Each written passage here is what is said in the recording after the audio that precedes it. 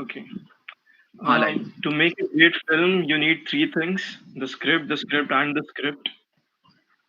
And Movies can and do have tremendous influence in shaping young lives in the realm of entertainment towards the ideals and the objectives of normal adulthood.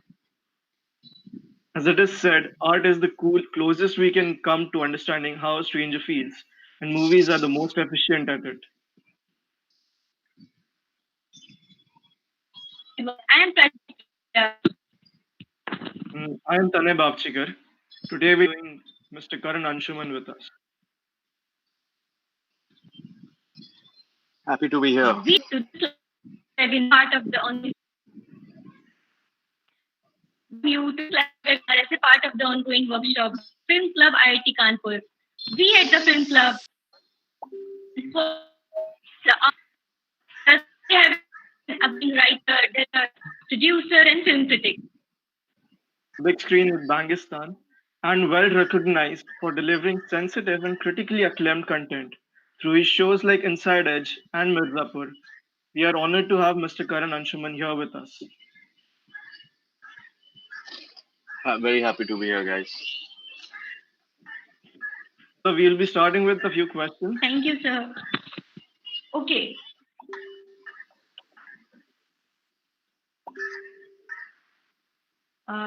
Okay, I'm starting with the most welcoming questions. It might excite the audience. What was your first movie experience as a child in a theater? And how did it affect you? I mean, from then onwards, only you have gathered into towards the movie or something else. Kindly share your thoughts with us, sir. Known that you went to the US for pursuing a degree of computer science and eventually ended up with filmmaking. That's a tough question, Prachi, because I know my parents were so obsessed with movies that they have probably been, going to theaters for the longest time, and including like when my mom was probably inside my mom, and just maybe like 2 weeks after. So it's very hard to say which would be my first film experience, because I'm sure I experienced a lot of cinema even before in that sense. But I guess some of my very early memories of films are some very B grade Bollywood films, which I used to absolutely hate when I was very young, because there was, I don't know what the hell was happening. It was so strange to see stuff like that. So for me, it wasn't necessarily a very pleasant time in like the mid '80s and all, right? Like when I, from what I remember, my first experiences of movies. So some of them like there were those really loud films like Jadoogar and all, like some of Amitabh Bachchan's worst. Later on, which I found out, which were terrible. It was just like going over. But there were, of course, some very nice experiences also at the same time. I remember seeing films like Chota Chetan, the first Indian film in 3D. And then there was, of course, Mr. India and all of that that came a little later. Also, because my father is a filmmaker and all used to go for a lot of film previews and also have a lot of interesting memories from them. So, what has been an impression from that time is very straightforward, at least initially, which is why I was for the longest time in my life not interested in films, because I used to see it through my family all because my father was so into it, and every time there was always some stuff happening in my house, whether it's writing or watching movies, and there used to be a lot of people over. I used to hang around on sets all the time. I remember like going to the post production processes of like Shekhar Kapoor was doing Mr. India, and I remember being on shoot for some of Vinod Chopra's films, and it was at that time, because there was so much of it. Like there was no uh, moment where I was like, wow, this is so fascinating. It was just every day for me. So for me, it was just uh, it was a bit boring, honest. Now, of course, I realize the value of what I have been through and what I experienced, and that's been very interesting to see that shift. So for me, it was always about trying to get away from films. I never wanted to really do it, but the moment I did, and like you mentioned, Prachi, I went to the US to do a undergrad to get an undergrad degree in science. I That's when I hit me like, oh my goodness, I do not understand like all the math and all that's required for this. I started experimenting and figured that film is what I'm really you know supposed to be doing, because that seemed to be the thing I knew best about. And that is when my journey really started. And then I was quite old, right? I was uh, I guess I realized when I was 19, 20 around that time. So I had a lot of catching up to do. So that journey didn't start for me until much later. Until then, I was very focused on writing and things, and also theater. Like I was very interested in theater. So the most dramatic, in fact, impactful moments for me, from a filmmaking perspective, hasn't been watching movies, but it has been more about watching and from reading. That's where my love for writing also comes. Is from my love for reading, and uh, and then also like seeing live performances. I think that had a very lasting impression on me. I studied theater for a very long time, also, and I used to act. For me, that sort of was a big part of it, the writing and the the theater. And then film just happened because it was such a obvious continue that journey for me to combine all of this into uh, one medium, so to speak. And so it wasn't like film suddenly had all these things. It was writing, it was reading, it was the performing arts as a whole. I really enjoyed any kind of music, teaching bands. All of that sort of comes together because film just beautifully combines everything into one form, and that's the beauty of it. Very well, sir. I think direction is like a combination of a lot of things. And my next question is related. As the stereotype goes, a lot of parents want the children to pursue careers like in engineering or medicine. Did you, coming from a background of cinema, face any such restriction or say, constraints? Or was it always clear that your career is going to be something related to cinema? No, I told you, right? I wanted to be a greater scientist, like whatever, programmer, developer. I was very good at it also. Okay, so I was a complete geek. I'm good with programming and things, and I'm still very much uh, into the whole, tech and keeping abreast of what's happening.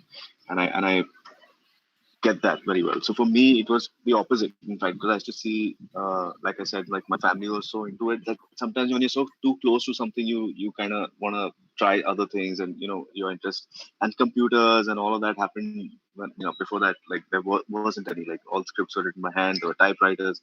So computers evolved in front of me, the internet evolved in front of me, and all of fascinating, as you can imagine, for someone young at the time, because that's where you want to be, like at the cutting edge of things. Uh, so that was really, I really wanted to. I got very seriously into computer graphics at one point, like doing VFX and so I really thought that would be a career choice for me. My parents never pressurized me. I was very lucky. I realized that they were like, just do your thing, just do whatever you want, and they never ever pressurized me. I know you guys don't have that bandwidth, but my only advice would be to, the world has changed a lot since your parents' time, and it would be no reason if you believe in something to even rebel against what they might believe in for you. I'm sorry, this is controversial, but your parents do know what's best for you, and you know best, because I feel kids today are far more aware of what's happening than their parents, and use that to your advantage. Do not be swayed. If you can help it, then follow your path, follow your dreams. You seem to have been like getting really lucky parents because like supporting and all. So my friend Prachi will be asking you the next Great, question. great. Nice to hear you, sir, about your journey. We can see you, sir, being an engineering student. Okay, my next question is, what would you like to do in filmmaking that you haven't done yet? I mean, what areas do you want to explore? And which categories of film or web series we can expect from you in the future? Any particular thing you like the most in thought of trend in the future? Yes, question, because I don't think I've done anything in filmmaking. Just it's not. There's a there's so much to do, and there's so much more to do. Like there are many genres I would like to experience. I mean, for me, it was very important to move out from something like Inside Edge, which was in a very set in a kind of class within a class of people which are very rarefied, very like and to go completely different opposite in Mirzapur and try and explore the you know the small town politics of India and the youth of small town and how they're thinking and to get into their mind coming from like celebrity cricketers, etc. So there could not be a bigger contrast in what I try to attempt from one to another, and that has to continue for me. Like I just want to keep doing it. I don't want to be, even if I might think that, oh, this is my space, I always like to go out of my comfort zone. At least I want to, and try and do new things, to do more political things. I would love to do one of the shows I'm writing right now is super political.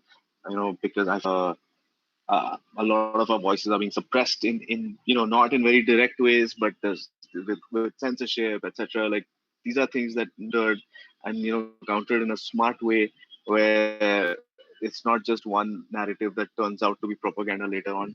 So I think it's up to film take that decision and try to push through an agenda that covers all bases, and it's not just one sort of voice which you're being subject to. Say, for example, in mainstream films, like for the longest time, like every film looked so similar to each other, right? I mean, it was just similar, and it's only in the last few years you've seen, like, well, not last few years, say like the last decade, where you've seen a whole plethora of some new ideas and fusion of experimentation sort of coming into Bollywood, and that for me is where we need to head.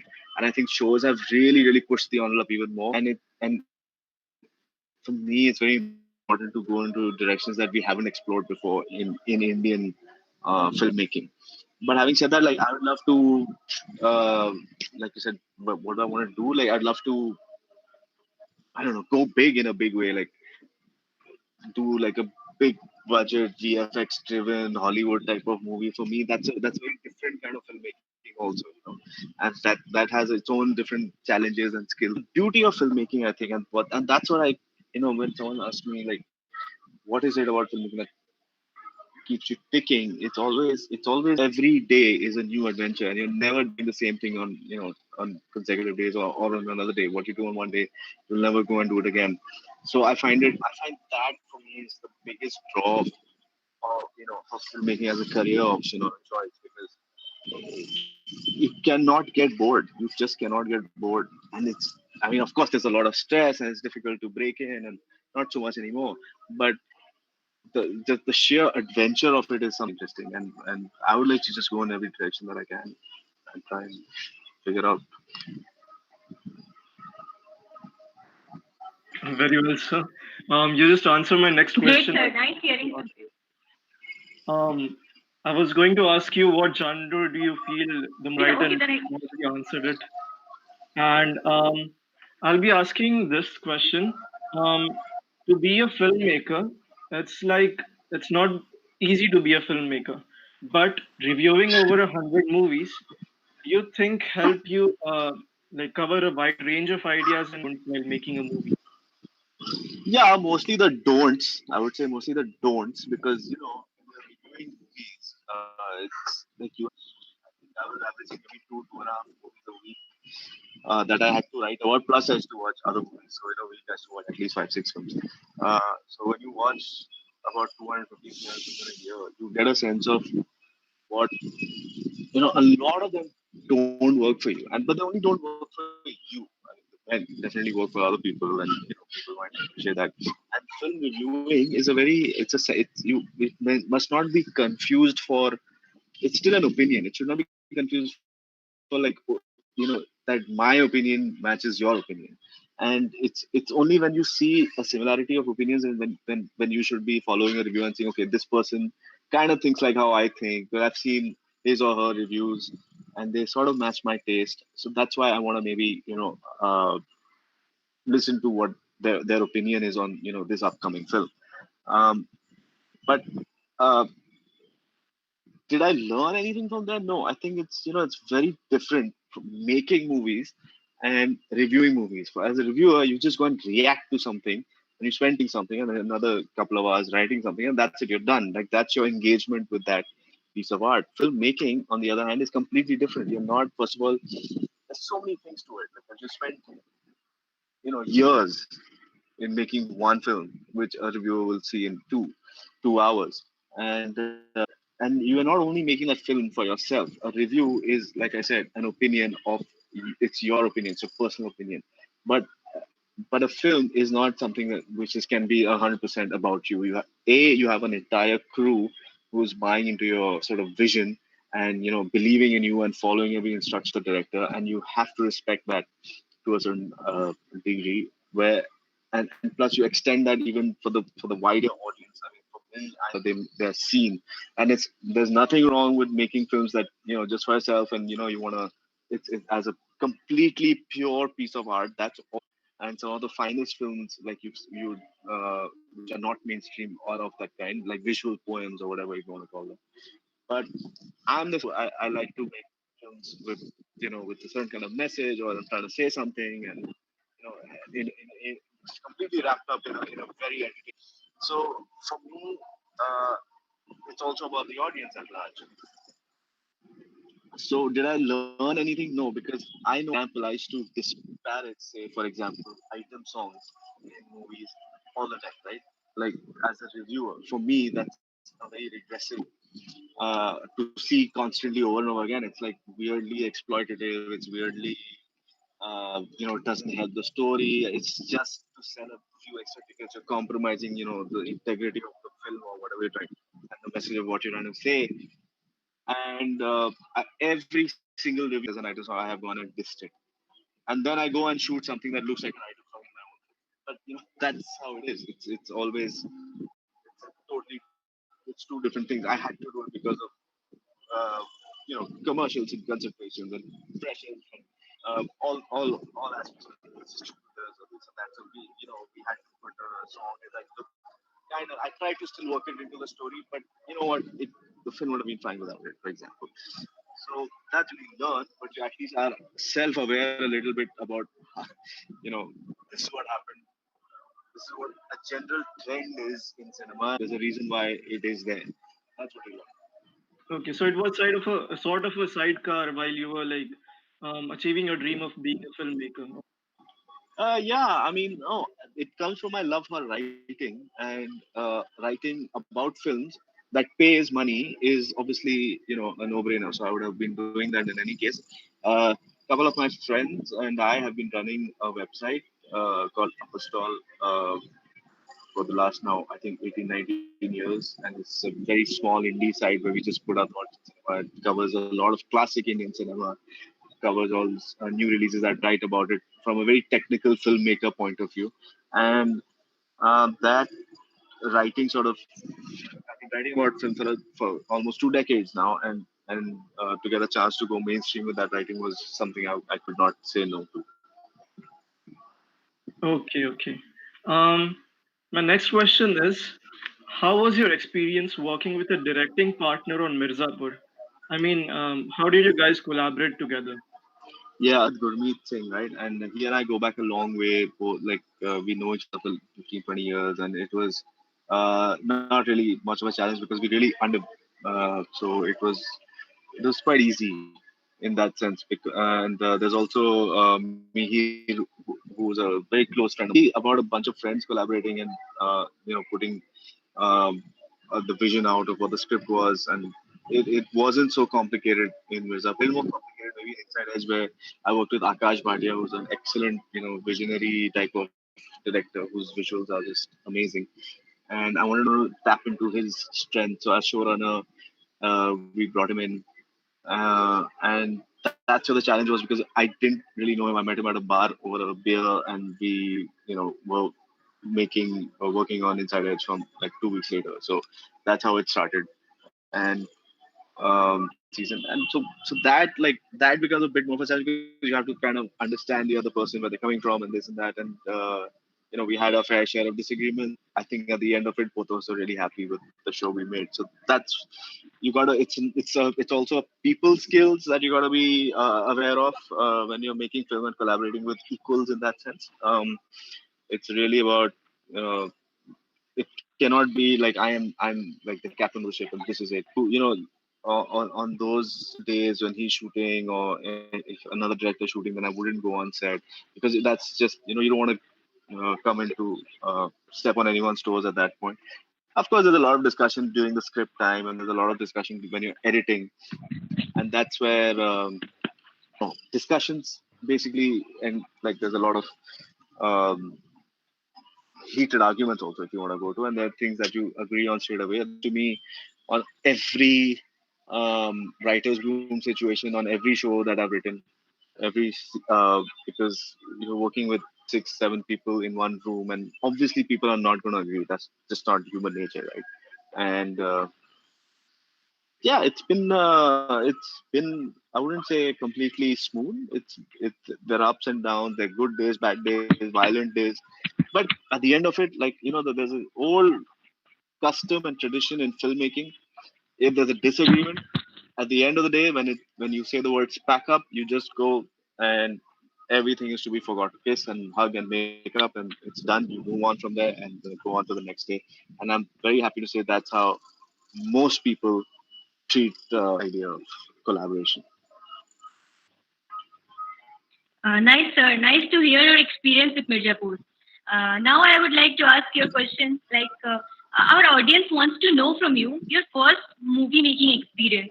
What hardships you faced, how you overcame that, and finally succeeded in it. Piece of advice you would like to give to the future filmmakers who always dreamt of becoming a successful director or producer as you are, and considering you as the role model, as your Mirzapur touched the hearts of many. Mirzapur being so touching and thrilling one. I wouldn't exactly call Mirzapur touching, but it. I mean, the other adjectives that I think we can use to describe it. But hardships. Listen, there's a lot of advice going around. Okay, and my biggest hardship was being able to sell the script that I wrote. And it took me 10 years to do that. It took me 10 years to say, okay, I'm gonna start writing a feature film script that I want to direct.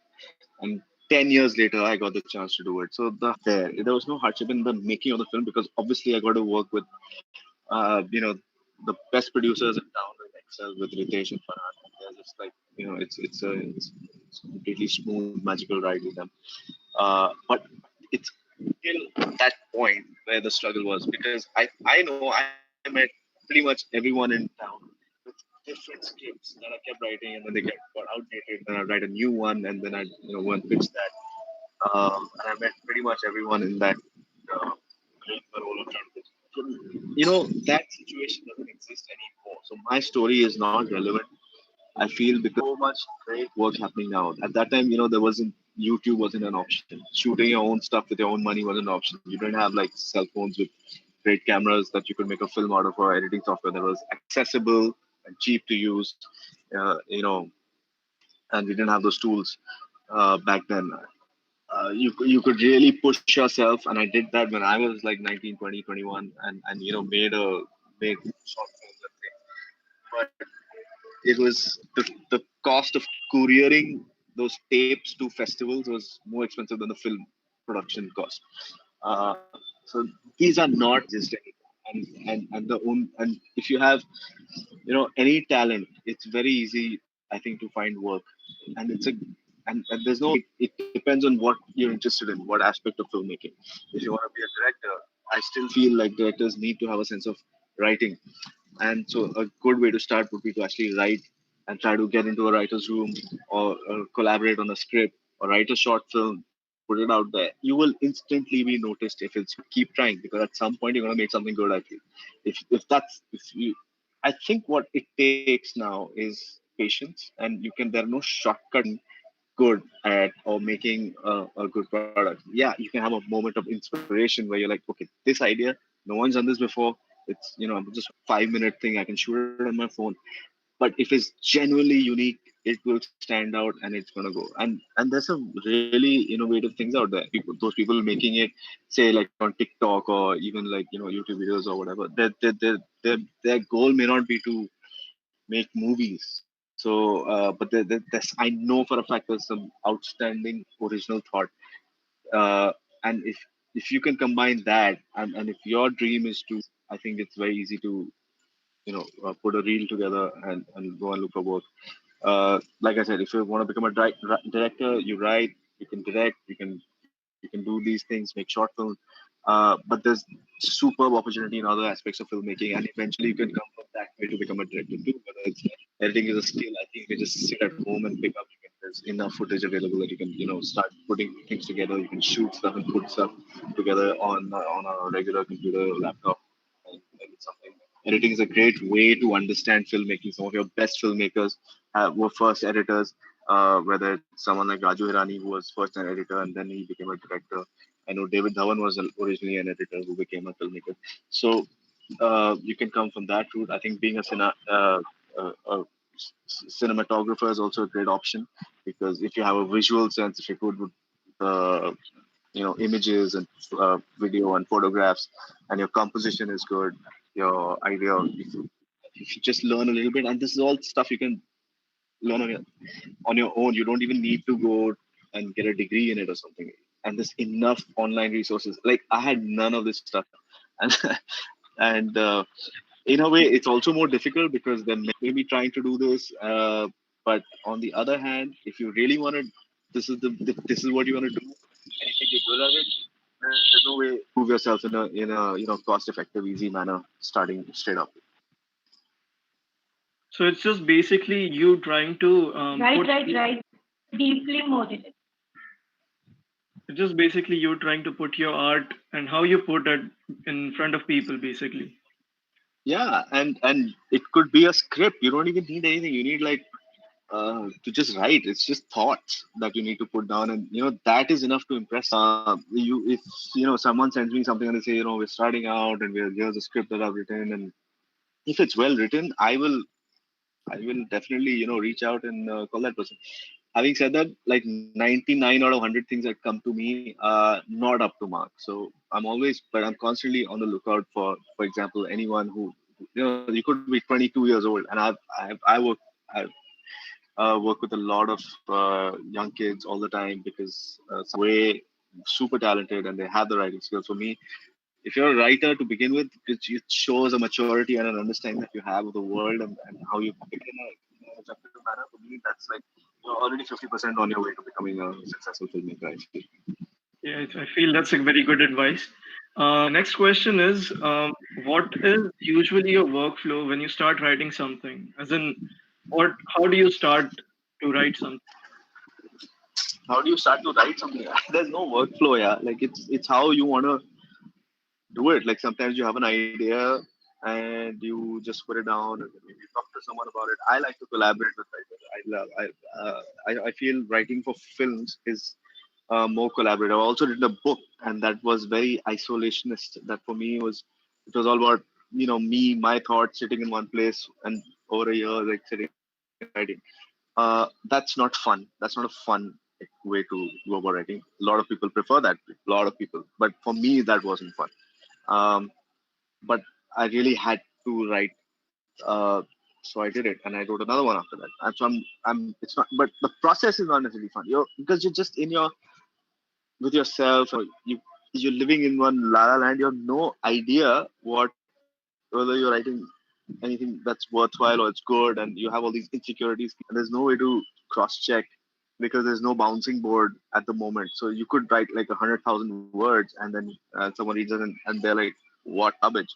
You don't want to get into that situation. So for me, I think film, because there's always time limit and there's always deadlines, it's more fun to collaborate. And there's a healthy number for every project that you figure out, and you're like, okay, this is how many things I can, people I need to like a couple of senior writers, a couple of junior writers, and then you just sit around and you figure things. So my process is okay. Here's an idea. Here's what be like the story, maybe in 3, 4 pages or 15 pages, whatever it takes, and then after that, I'll get collaborators on board, and then I will write to them. But it has people have come to me and said, this is my idea, and will you help write this, and or will you direct this? And so they become the primary writer there, and I will collaborate with them, and then work with them towards making what the idea. So there's no set pattern, so to speak. Okay, so you just have to go with the flow, kind of. Um, Yeah, but that's my thing now. But having said that, that's my thing now. Earlier, when I was writing stuff, I used to pretty much write all the scripts on my own. So, but like I said, I mean, you don't need to do that. It's better to Okay. collaborate. Okay. My next question is, we have seen you exploring a lot of genres in the past. What kind of content do you can we expect in the future? I mean, you have pretty much answered in the first question, but I did, but I want to go political. I want to make more stuff about which is okay. I know I won't be doing another gangster thing anytime soon. I don't want to do a comedy anytime soon, and I don't anytime soon. But it's I but other stuff, man, like new things. So I'm definitely working on a couple of things. Which one is a period drama, one is like I said, a political thing. So let's see. okay, okay, very good. Horror. My next question is, Nice. characters like Munna, who had this violent yet a sympathetical side to it. Um, what do you think is the most important aspect of building a great character? Yeah, that is actually a very good question. So it's really about I think the most important aspect of a good character is that it shouldn't be it shouldn't be like you have a good person and that's it. They remain good. What's important about character building is that they gotta have a graph. Now, like in films, it was always that graph is kind of set because if you see a kind of protagonist, you kind of know where they're gonna go powers, right? Because they're there, you understand who they are, they have a conflict, then they solve it in a certain way, and then they have like whatever heroic moment and the climax, whatever. So that graph was set because of the 2 hour time limit that you had for a film. It shows that's gone out of the window. So over seasons, people change, like the characters change, they do different things. They can be start off like a villain, and you end up loving them at the end of it. But with Munna, I think you're right. Like my absolute favorite scene is the one where he has to slit Compounder's throat, right? And for me, that is my favorite, uh, one of my favorite scenes in Mirzapur because it you've seen as a viewer how evil this guy is, right? He's so in that moment. The idea was to make feel sympathetic for him because that's a relatable emotion where you have a best friend's life being taken by you because of circumstances, and that guy saying it's okay. It obviously is. It's an emotional moment. It's not something you can just show as it. So it was very important for me to have that moment because it humanized this guy Munna a lot. And so I think the this is in every screenplay writing manual book thing that anyone will tell you is very 101. But one basic thing is you always put characters in uncomfortable situations, in a pressure situation where they have to take a call and make a hard pressed decision. Really take the stories in two different ways. So that's how you build character.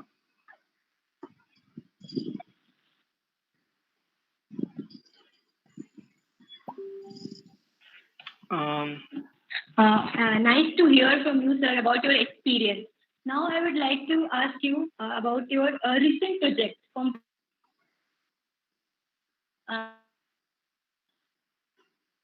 I can't hear Tanya. um, such thing. so I'll take over a question. Okay, sir. How does your most Hello, recent sir. Can you hear? It's kind of breaking, so maybe just let Tanya ask the question. Okay, so I'll just continue with a question. Um, how does your most recent project previous work differ? As in, what changes you feel in it? What you wish? Is there anything you wish to like having been changed from your past works, or any regrets you have? Every project has too many regrets to list down, okay? Because you're always pressured by time and deadlines and not enough money, and you would have rather worked with some other actor or something like that. So every project has regrets. There's none. If anyone tells you like, "Oh, this was just perfect. This is exactly what I wanted." Oh my goodness! I mean, I know what. Here's the money back. It's never going to happen. It's never, there's only regret and there's only evolution. Like you, every time I've gone onto a set, I have changed as a director. I've changed as a person. I've changed as a human being because it, and you change everything. You change your process. Yeah, you have some basic things in place of how you work, but you will change because the people you're working with are different. Sets you're working. Like I said, every day on a set is an adventure. It's not like you're going for a 9 to 5 job where you're sitting, going to the same office, taking the same, driving at the same desk, opening the same damn. It's not that, and that allows you consistency, and that's also great because you can keep improving in a certain direction.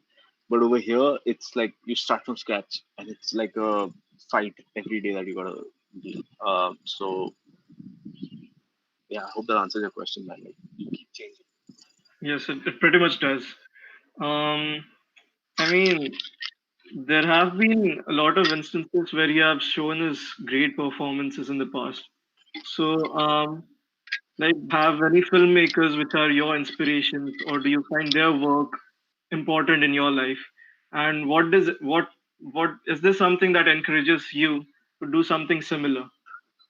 Of course, yeah, that list is endless. Like, it's an endless list of which are the filmmakers that have inspired me. Like, I don't know, like, I love Coppola's work. I think he was like a very significant filmmaker, and not just because of Godfather, but for me, like one of my clips now and what he tried to do with it, what he was trying to say is so anti-war. It was still also the last big great movie with some real no VFX kind of explosions happening, and just the sheer depth and what he did and the process of making it. If you read about that film Apocalypse Now, it's like crazy, like what the journey of that film was. So for me, that's been a huge influence.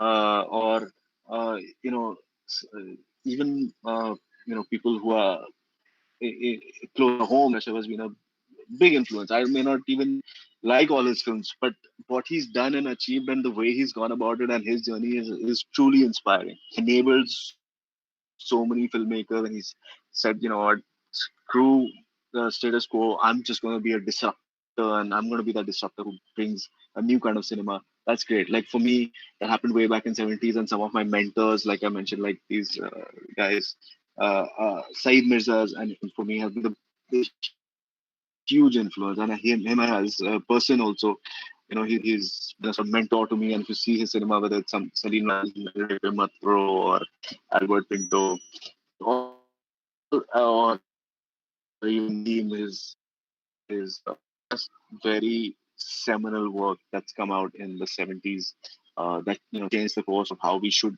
be as people, as a society, as humans. Insightful, and some of the stuff. So that list is always growing. Yeah, like and I've just named you three filmmakers who are completely like different edges of the world, and their cinema is so different. One guy makes a film in like what would be like $100 million plus now, even 12 lakhs. So it doesn't really cinema constantly inspires. Yeah, like I saw portrait on a lady on fire just recently, like a couple of days ago, and I loved it. For me, something there inspired me unbelievably how to capture emotion with a holding a shot. There's too many things. It's important to be constantly inspired. That's what's important here. It's important to not be like I'm done. Like I don't need to read anymore. I don't need to watch it. It's not. That's not gonna happen. I mean, like this hunger and that fire to keep watching films and be open to new ideas is something that's gotta be there. I think Scorsese he did that for the longest time. Like, he's such a vacuum cleaner of a story. It could be someone else's life, and that's how you construct and make new cinema and fresh cinema.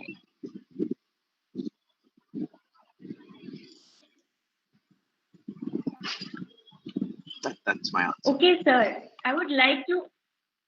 Okay, sir. I would like to ask you, which pieces of art inspired you the most when you were learning film?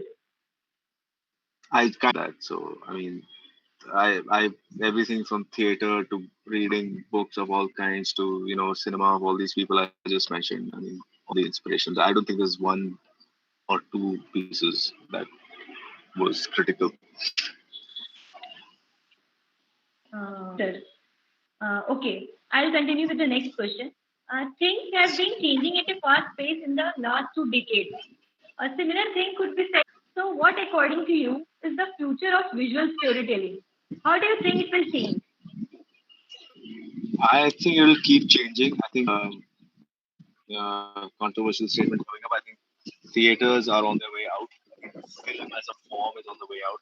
I think all films are very predictable now, especially the mainstream stuff. Like you just kind of know what's going to happen, and I think people might be tiring of that. But not only tiring, but it's also been over 100 years we've been watching, of similar length, and length is now a big part of how we consume stuff because of the shows and because of Netflix, Amazon, all these streaming stuff. Platforms have come with some incredible writing, incredible performances. It's really changed things in the way we consume stuff. We don't need to be, that communal viewing of sitting with hundreds of people and watching something is. I don't know if that's still a big draw.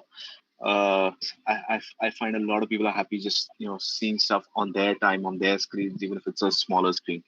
And I think that's the big change that's coming. We should not be restricted to the film format of 2.5 hours. Like you want to watch something that's 8 hours, 10 hours, 20 hours, or if it's like 1 hour, 60 minutes, there's no reason why you should not be allowed to be flexible with this. It depends on what is the story that you need to tell. So that is a big change coming. But besides that, I don't know where it's going. Yeah, like for a long time it looked like VR was going to be a big thing, but there've been a couple of drawbacks on that front. That's my technique side.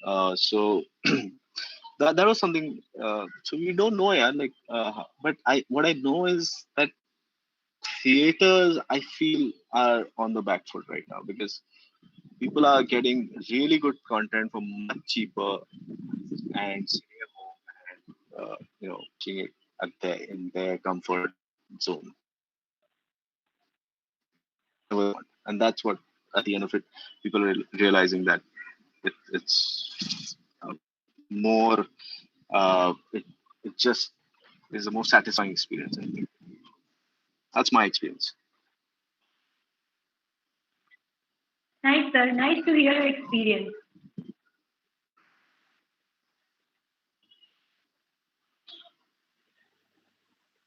Um, Now, Uh, I would like to ask you, what other films and important in your life, or simply they work? What encourages you to do something similar? Basically, tell us about the qualities of them you would like to inbuild in yourself. What say that again? What are other filmmakers' qualities that I want to imbibe? Is that your question? Y- Yeah, I would like to ask that what other films and filmmakers are important in your life, or simply they work? What encourages you to do something similar?